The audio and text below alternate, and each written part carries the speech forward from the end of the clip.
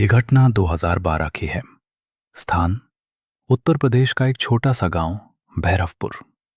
मैं ये कहानी अपने चाचा से सुनी थी, जो उस समय गांव में सरकारी स्कूल के मास्टर थे। चाचा पढ़े लिखे आदमी थे, अंधविश्वास में नहीं मानते थे, लेकिन इस घटना के बाद उन्होंने कभी रात में अकेले चलना छोड़ दिया। गांव के बाहर एक पुराना पीपल का पेड़ था, इतना पुराना कि किसी को नहीं पता वो कब से खड़ा है। गांव के बुजुर्ग कहते थे, उस पेड़ के नीचे रात को कोई नहीं जाता, वहां कुछ है जो जिंदा नहीं है। कई लोगों ने मजाक उड़ाया, चाचा भी उन्हीं में थे। एक रात चाचा को पास के गांव से लौटने में देर हो गई।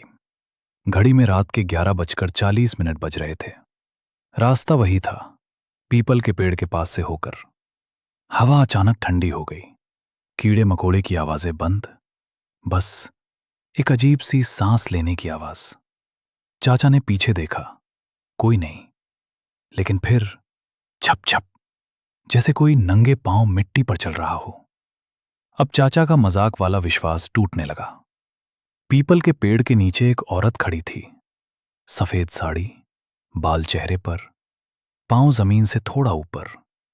चाचा बोले, कौन है वहां? औरत ने सिर उठाया।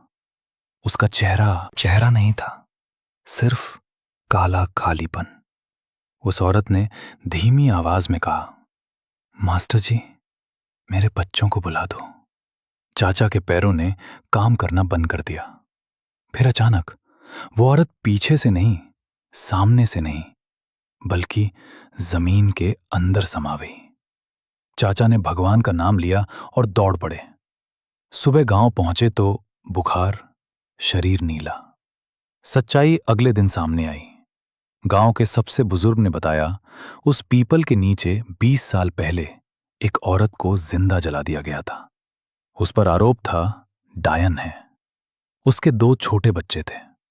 उस रास्ते पर आज भी रात में कोई नहीं जाता। पीपल के पास दिया जलता है हर अमावस्या को। रोने की आवाज आती है। और चाचा, उन्होंने उसी साल ट्रांसफर ले लिया। चाचा के ट्रांसफर के बाद सबको लगा मामला यहीं खत्म हो गया, लेकिन असल शुरुआत तो उसके बाद हुई। चाचा के जाने के ठीक 7 दिन बाद अमावस्या की रात थी। गांव का एक लड़का रामू, उम्र 17 साल, शराब के नशे में उसी रास्ते से गुजर गया। लोगों ने मना किया था। रामू हंस दिया, भूत वूत कुछ नहीं होता। पीपल के पास वही सफेद साड़ी।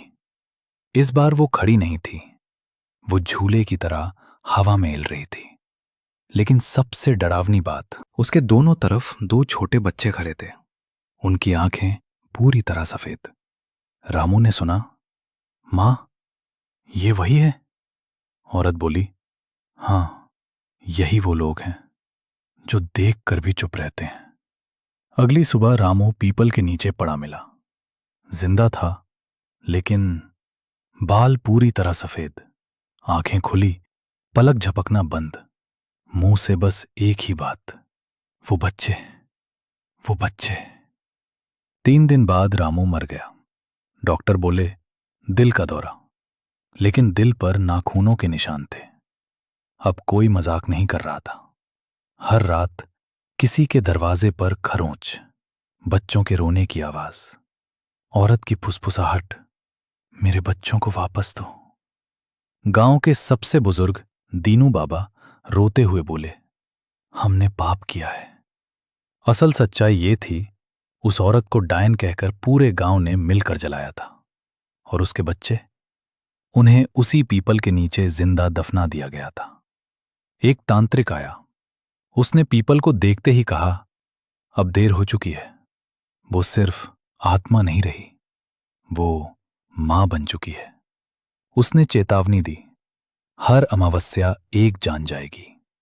आज भी वो पीपल काटा नहीं गया। वहां मोबाइल काम नहीं करता रात 12 के बाद। बच्चों की हंसी आती है। गांव की औरतें आज भी वहां नहीं जाती।